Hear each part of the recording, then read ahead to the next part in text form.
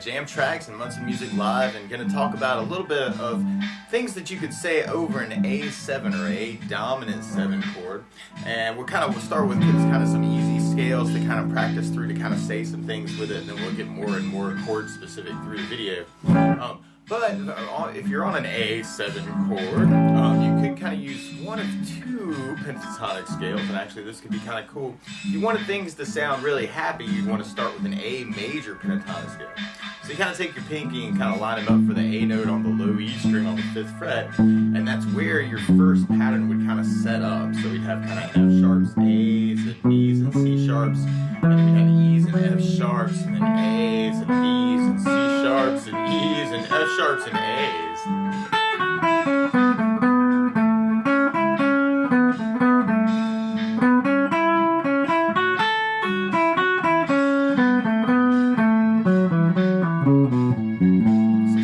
Ideas you could kind of use in that scale too. You could play around with hammer-ons or pull-offs.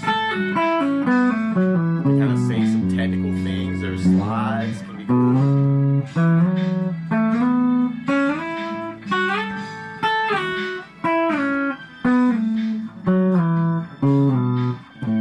Or you could try bends through the scale.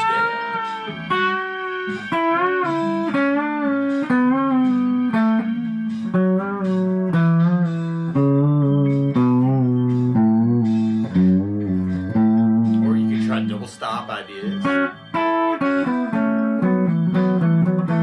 now I'm kind of playing two notes at the same time, kind of stealing a little violin term there.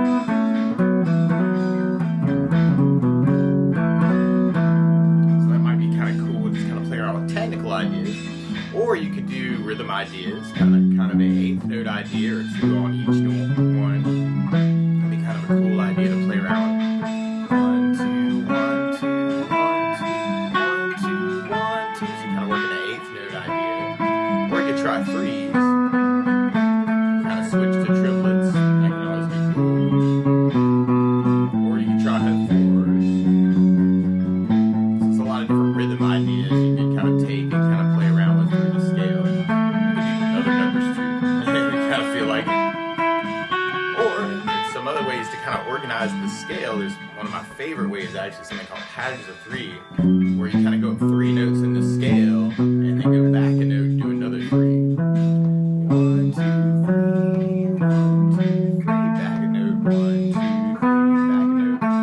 a note. 1, 2, 3. So you kind of organize the scale in groups of 3s. 1, 2, 3, 1, 2, 3, 1, 2, 3, 1, 2, 3, 1, 2, 3, 1, 2, 3, 1, 2, 3, 1, 2, 3, 1, 2, 3, 1. Or you can do groups of 4s, which would be cool. Kind of a 1, 2, 3, 4. And then you end up kind of dropping a string. 1, 2, 3, 4. So back to the A on the 2nd. 1, 2, 3, 4. And then back to the A on the 4th. 1, 2, 3, 4. And then back to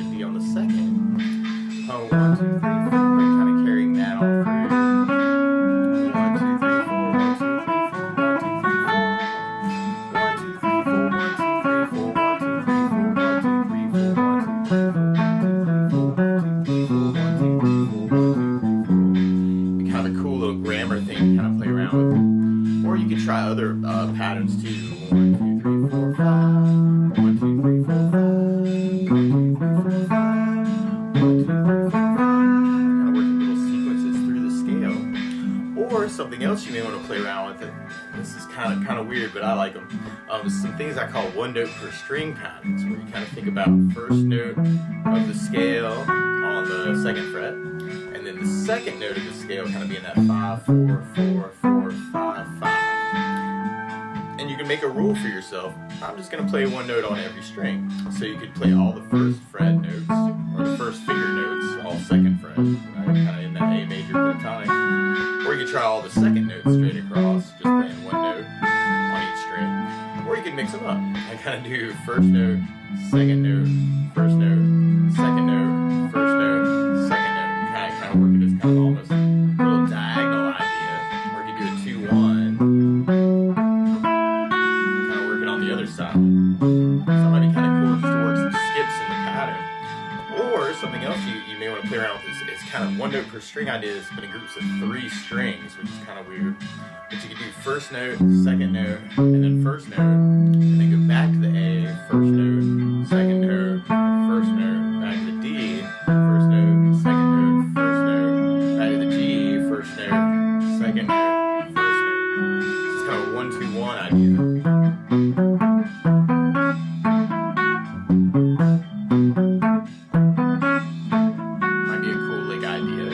Or you could do 2-1-2, right? Kind of 2-1-2, 2-1-2, 2-1-2, 2-1-2. Kind of get some skips. Or you could do 1-1-2, 1-1-2, 1-1-2, 1-1-2, 1-1-2. Or you could do 2-2-1. Kind of work it down there. So you may want to kind of play around with a lot of different kind of grammatical ideas, technical ideas to kind of jam over the chord with that scale. Or the cool thing about a dominant 7, a lot of times it's really kind of already messed up. Okay, it's got the tritone in it, and so things sound kind of nasty on an A7 chord in general. So instead of playing over with a major pentatonic, you may also want to play around with a minor pentatonic scale.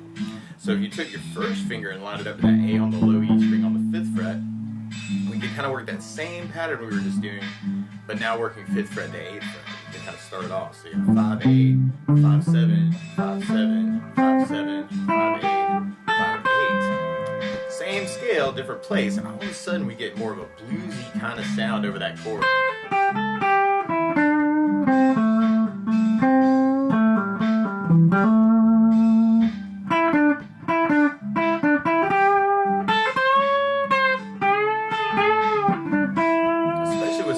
Actually on the what we would call the flat 3rd of the chord, or kind of that 8th fret on the high E string, you can almost kind of take that C note and bend it into the C sharp note that's actually part of the chord. So it's kind of a flat 3 to 3 kind of an idea, or blues 3rd kind of deal. So that's a very effective lick. Kind of working that 8th fret bend back to the A, because it matches a little piece of the chord, but then a little piece of the minor pentatonic. So that would be kind of cool. And you can get that same kind of sound from the G on the 5th fret, kind of working that as your bend, and then going kind of, well, yeah, I'm going to the D on the 7.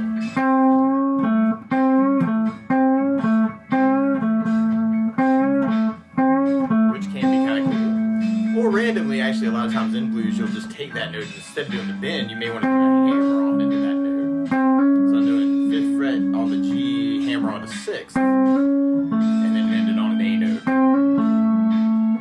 which is a cool lick to just have over A7s in general. Or you could kind of take that same idea, that hammer on, and then play the high E on the 5th for an A note. Or you could go low E on the 5th. It's almost kind of that same idea. Having your bag of tricks too, working minor pentatonic scales over the A7. Or we could get really more scale specific actually, and normally the 7 chord only happens in one place in a major scale. And what a major scale is kind of your do, re, mi, fa, sol, la, ti, do. Randomly, if you saw an A7 chord, you're really in the key of D, because the 5-7 chord that we're playing, the A7 chord, only happens on the 5th chord in a key. So if D was number 1, D, E, F, G, A is the 7, or the 5, and it becomes the dominant 7. So if you're in A7 chord, you're really in the key of D major, so you could use a D major scale to solo over this chord too. There's lots of ways to kind of work a major scale. One of my favorite patterns for a major is something I call the stretch pattern. So you could kind of take the low E on the 10th fret, kind of that D note to start on, and we'd have 10, 12, 14, and then we'd go to the A string, 10, 12, 14, and then we go to the D string with 11, 12, 14, and then G string with 11, 12, 14, and then B string with 12, 14, 15, and then high E with 12, 14, 15. It's kind of your do, re, mi, fa, sol, la, ti, do scale, kind of that D, E, F sharp, G, A, B, C sharp, D, E, F sharp, G, A, and then the B, C sharp, D, and then the E, F sharp, G. So you could even take those lick ideas that we were doing in the other scales and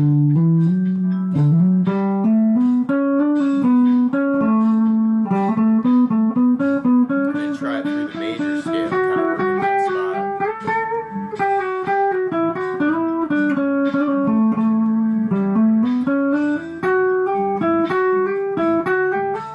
Kind of cool to mix it up and kind of see what you can say with it too.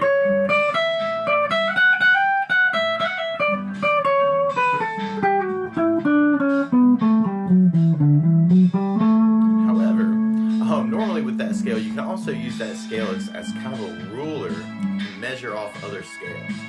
So you could think about the D as number 1 and kind of a 1, 2, 3, 4, 5, 6, 7 note scale. And then we kind of start over again. Kind of that 1, 2, 3, 4, 5, 6, 7, 1, 2, 3, 4. So it was kind of do, re, mi, fa, sol, la, ti, do kind of becomes in your mind. 1, 2, 3, 4, 5, 6, 7, 1, 2, 3, 4, 5, 6, 7, 1, 2, 3, 4. And then you can make adjustments to that ruler to make other scales. And what's a little weird about using kind of this A7 chord to jam over is even though we're using a D major scale, you're really going to hear A as kind of a home bass note in that scale. So the 5 of the scale, 1, 2, 3, 4, 5, becomes home bass. So it's a little weird, and this is relating to something called modes of major, where you're using a major scale, but you don't really always come back to the D, right? Where we're coming back to the A.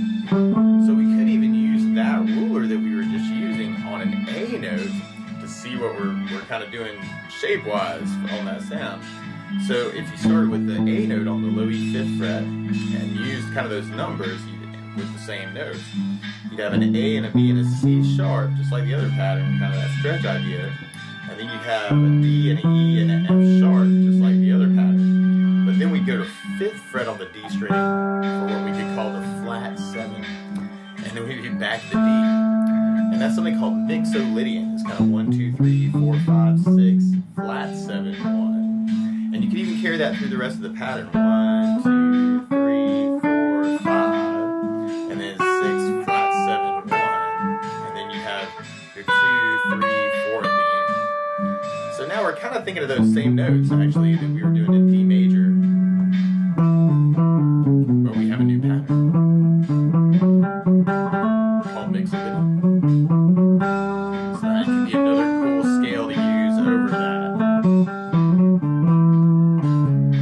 And I think for your ear, actually, it's going to sound more like A is home bass. 1, 2, 3, 4, 5, 6, flat 7, 1, flat 7, 6, 5, 4, 5, 1, 1, 3, 5, 1, flat 7, 1, 1, 2, 3, 4, 5, 6, flat 7, 6, flat 7, 1, 2, 3, 4, 3, 2, 3, 2, 1, flat 7, 6, 5, 4, 3, 4, 3, 2, 1, flat 7, 1, 1, 5, 3, 1. So you can kind of play around with that sound.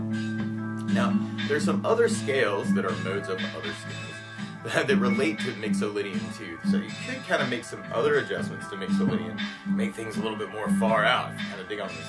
So another possibility would be doing something called a MIXOLYDIAN and then flatten the 6. So MIXOLYDIAN flat 6. And so we could go 1, 2, 3, 4, 5, and then flat the 6, kind of on that A string.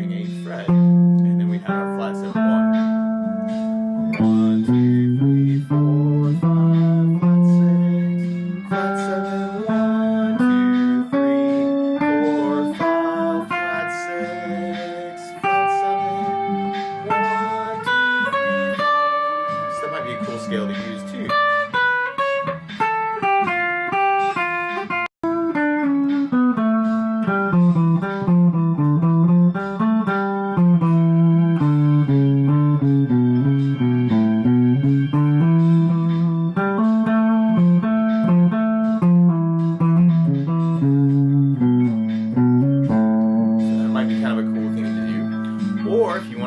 Another adjustment to MIXOLYDIAN, a MIXOLYDIAN flat 6, flat 2 can sound very cool.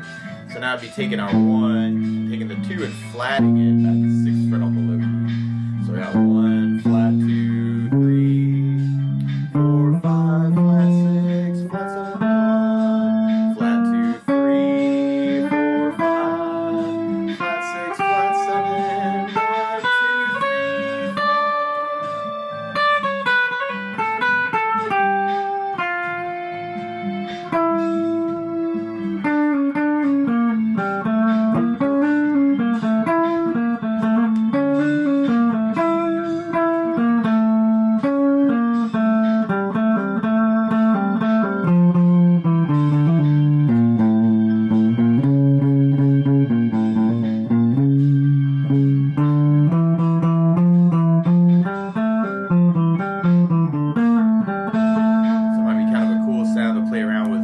4. Another possibility is something called LYDIAN-DOMINANT, where you could kind of take the MIXOLYDIAN idea and then sharp the 4.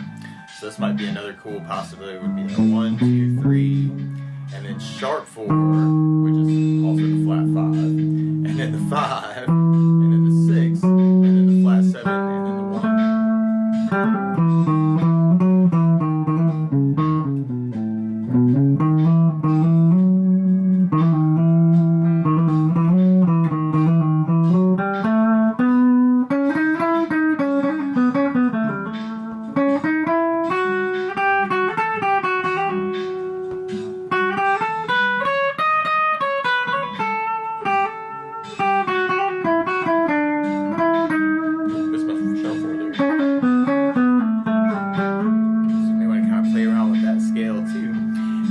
The dominant is kind of messed up too. A couple other interesting sounds I think over the top of this are some arpeggios of other chords. And you could try and use a diminished or fully diminished 7 arpeggio. This is going to sound against the chord, but you end up in the right place. So you may want to play around with this ridiculous sound, as you could do the 1 straight to the flat 3, straight to the flat 5 with the sharp 4, and then the 6 and then back to 1.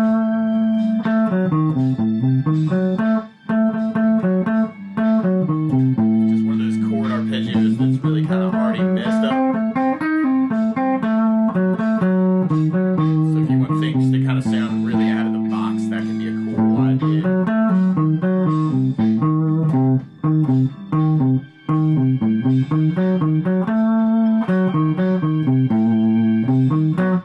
And another possibility actually would be an augmented arpeggio. We could do the 1 to the 3 to the sharp 5, and I know that's the same thing as a flat 6, and then we'd be back to the 1.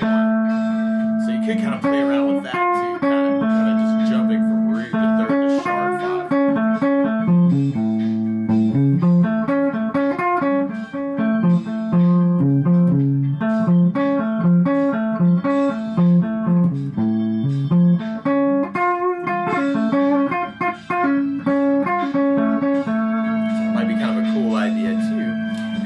Speaking of arpeggios, the real safe notes over an A7 chord would be notes of the chord.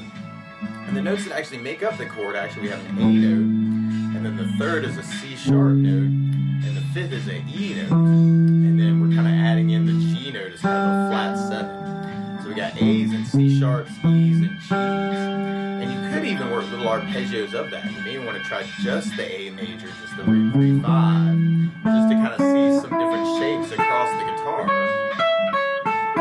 And that always will work over the top of the chord, is to kind of do just a major chord arpeggio, which can be very cool. And you'll see some shapes actually that probably look very familiar to you. Kind of especially seeing this across the fretboard, you're kind of having an A major chord, kind of in root position, where you're playing A's and C sharps and E's. But if you bar it on 2nd fret, you kind of have a G shape for A's, kind of looking at big shapes here. And if you bar it on 5th fret, you have kind of an E shape for A's. And then if you kind of work it off the D string on the 7, you have a D shape for A's. And then as a bar 9, you've got a C shape for A's. And then as a bar 12, you're back to kind of your A major shape. That's something a lot of people call the caged way the chords do. C shape to A shape to G shape to E shape to D shape back to C shape. So you got an A shape, going to a G shape, going to an E shape, going to a D shape, going to a C shape, going to an A major shape, and then starting over again with a G shape, kind of working it up the neck. So that helps to think of those bigger shapes. Might be kind of cool to kind of think, oh yeah, I'm in the C place where the C is, or the D shape, or the E shape. Kind of working those notes. That might be kind of cool. And sometimes stacking up little chords can be really useful too, putting little pieces of that chord together. So if on the A major chord, if you're kind of doing the A string and the B string and the E string, kind of just the top 3 strings, or skinny 3 strings, you're playing an A and a C sharp and an E note. And so in that position where you're stacking things up root 3, 5, that's something called a voicing for A. And if you've got A as the lowest note, that's called a root position A major. So that's kind of a root position, is doing root 3, 5. And then we could play those same notes in a different position. So you could go to 5th fret on the E and D, 2nd finger on the G string 6th, and kind of stack them up with the C sharp, E, and then the A. So it's like a little, something we call first inversion, where we got 3, 5 root is kind of the voicing. So we're going root 3, 5, 2, 3, 5 root. And then from there, we could almost do like a little D shape. We could work off the B string 10th fret A, and then 9th fret on the G, 9th fret on the high E.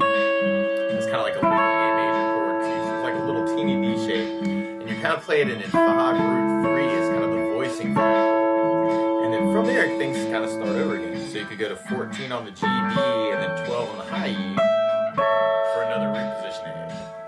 So that could be kind of cool to play around with just those little chord voicings. Root 3, 5, 3, 5 root, 5 root 3, root 3, 5. Kind of working that idea. Or you could find other places to do those voicings, kind of root 3, 5 on the D, G, and B, or 3, 5 root, or 5 root 3, or you could find some on the A, D, and G string, root 3, 5, or 3, 5 root, or 5 root 3, or root 3, 5. Or you could work the E, A, and D string and kind of find a root 3, 5, or 3, 5 root, or 5 root 3. Kind of cool to go and hunt and kind of find some little chord voicings. And you can even say some things with those chords.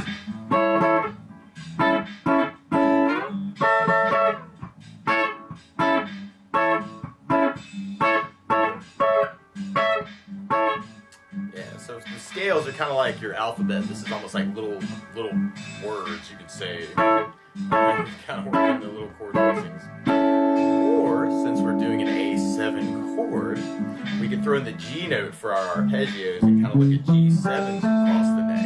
So you may want to try that root 3, 5, flat 7.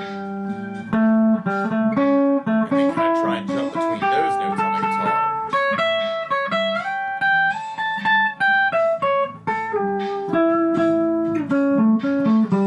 So it might be kind of cool to take what we started with and kind of add in that G.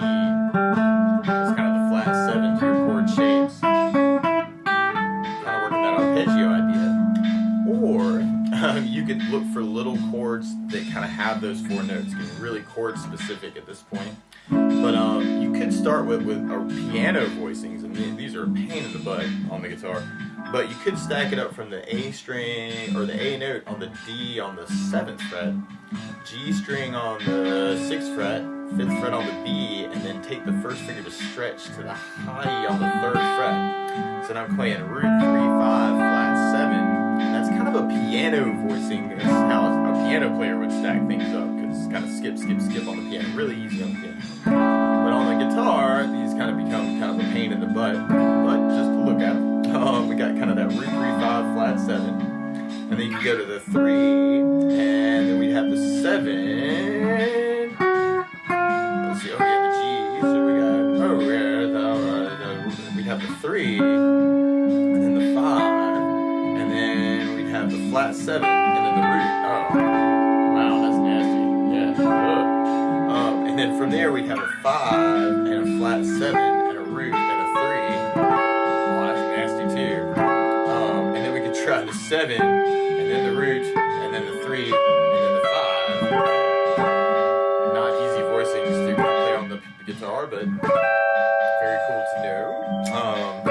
So instead of playing those chord shapes though, what we normally do is we kind of do something called a drop 2 voicing. And what that means is you're taking the second voice above the root, in this case the 5th, kind of that E note that we have on the B string, and you drop that below the chord.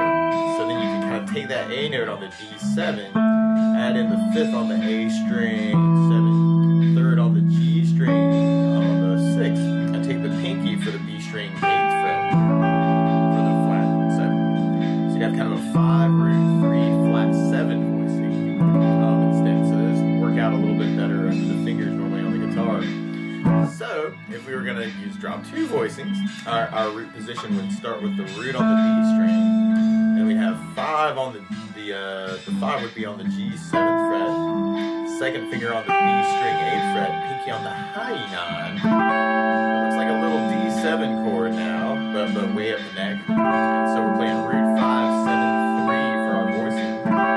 And then the next drop 2 voicing would work off the A string for the 10, second finger on the D11, third finger on the G12, pinky on the high E12. Kind of a 3, 7, root 5 voicing for the A. And I love the next two actually. These are really cool.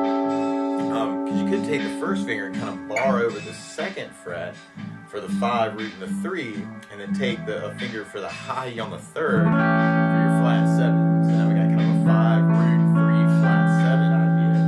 And then the last one you can kind of do a bar over the D, G, B, and E, and then add in a finger on the G6th fret for a 7, 3, 5 root voicing for A7. So that may be kind of cool just to get used to those 7 chord voicings. Root 7, root 5, 7, 3, 3, 7, root 5, 5, root 3, 7, and then 7, 3, 5 root. Now you could also try those on different strings too. So instead of just the D, G, B, and E, you could try moving them to the A, D, G, and B, kind of the middle 4 strings. So then you could work off the A on the 12, and then you have your root 5, 7, 3, and a little A7 chord that way. Or our next voicing would have the 3rd, and the 7, and the root, and the 5. So we'd have 3, 7, root 5. And then we'd have that one that we looked at earlier, that 5, root 3, 7. And then we'd have our 7, 3, 5 root. And then we'd be back to our root 5, 7, 3. That might be kind of cool to look at those voicings too.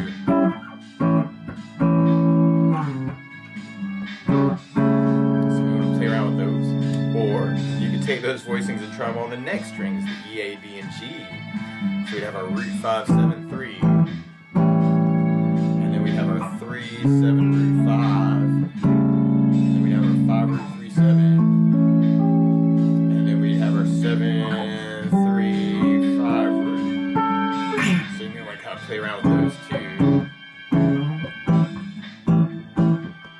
Some of those get a little bit muddy, but very cool. So root 5, 7, 3, 3, 7, root 5, 5, root 3, 7, and then 7, 3, 5 root. Pretty cool voicings. Or you could do something called drop 3 voicings, which get really nasty. So you can take the root 3, 5, flat 7 voicing, we're doing the piano voicing, and take the G note, and now try and drop that below the chord. And so our drop 3 voicings kind of start with that G note. You could kind of do the low E on the 3rd fret, and then kind of get the 5 on the D, root on the G, 3rd on the B string. It'd be kind of like an A, slash G or A7 slash G. So now I'm working the E string, D, G, B as kind of a combination, kind of leaving out the A string and the high E string to get that 7, 5, root 3 voicing. Or our next voicing would kind of work the root, and then we have our 7, and then we have our 3, and then we have our 5. So that could be kind of a cool voicing to kind of play around with too. Or our next one would work the 3rd, and then the root, and then our 5, and then our flat 7. So that could be kind of an interesting combination to try too. Some of these sound kind of nutty with that low E on. But then from there, then our next voicing would kind of work our 5, and then our 3. Yep, right there. And then we'd have our root, or our 5 root. Oh yeah. Oh, there it is. Yeah. So we'd have our 5 and our 3 and our 7, and then our root. Kind of be the next drop 3. And then we'd be back to our 7, 5 root 3. Play around with those too. Or you could kind of take those voicings and work them on the A string to the G, B, and E. So this could be kind of interesting too. We have our root, and then our 7, and then our 3, and then our 5. Kind of working that voicing. Or we could have our 3, and then our root, 5, and then our flat 7. Or we could work our 5.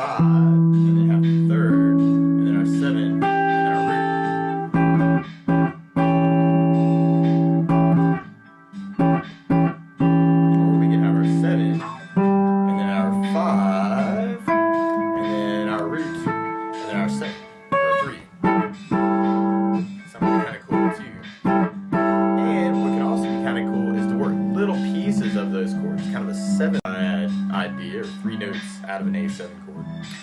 So you could kind of work the 3 on the G string, 6th, pinky on the B string, 8th fret for the flat 7, and then the root on the high. So now it's a 3-7 root voicing. Kind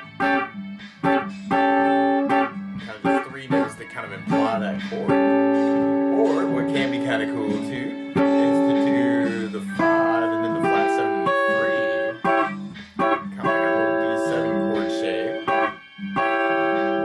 Flat 7 3rd, and then the 5, which could be kind of nasty too.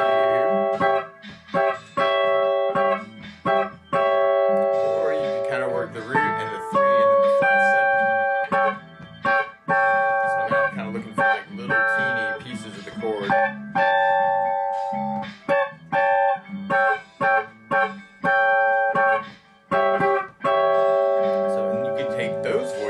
Try them on the next strings.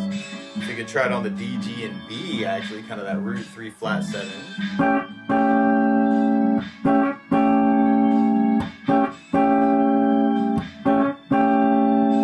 Or you could try the 3, 5, and then the, oh yeah, 3 flat 7 root. Or you could try the 5 flat 7 3.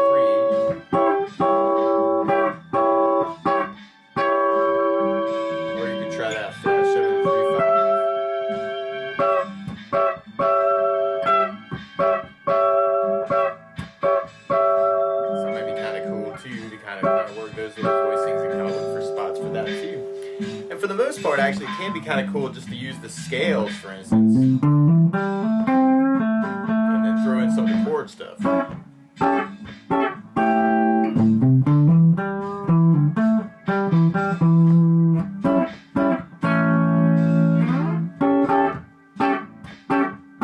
Maybe different scale.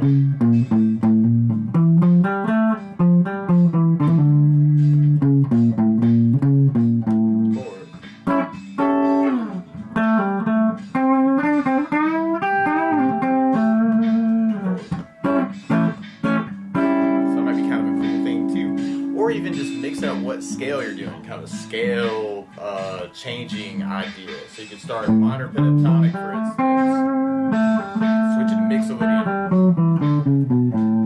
MIXOLYDIAN flat 2, flat 6 flat 2, minor pentatonic.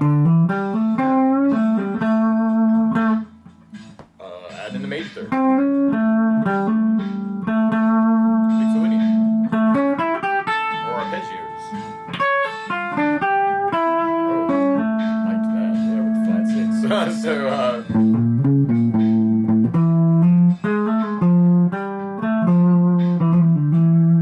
try those arpeggio ideas. Diminished arpeggio. Augmented.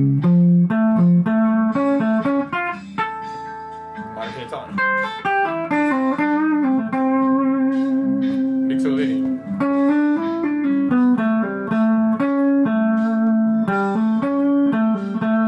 Augmented.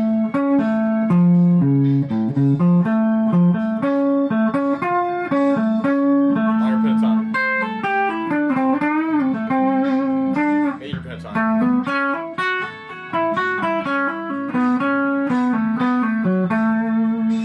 LYDIAN-DOMINANT.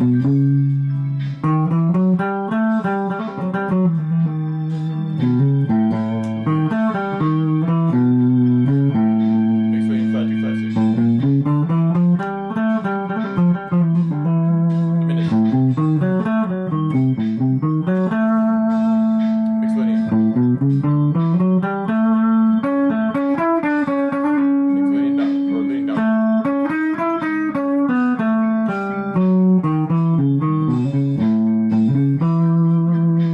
Arpeggios.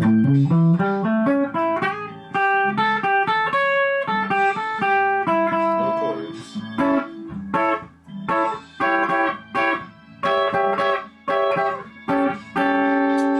Scale. MIXOLYDIAN. Minor pentatonic. It's like very, very cool to kind of mix it up and kind of use some mode mixture. Or taking all these ideas, actually kind of mixing them up for yourself to kind of see what you can say with the scale and with the chords. So best of luck jamming, and I hope that helped just to kind of give you some different vocabulary over the top of an A7 chord. So good luck!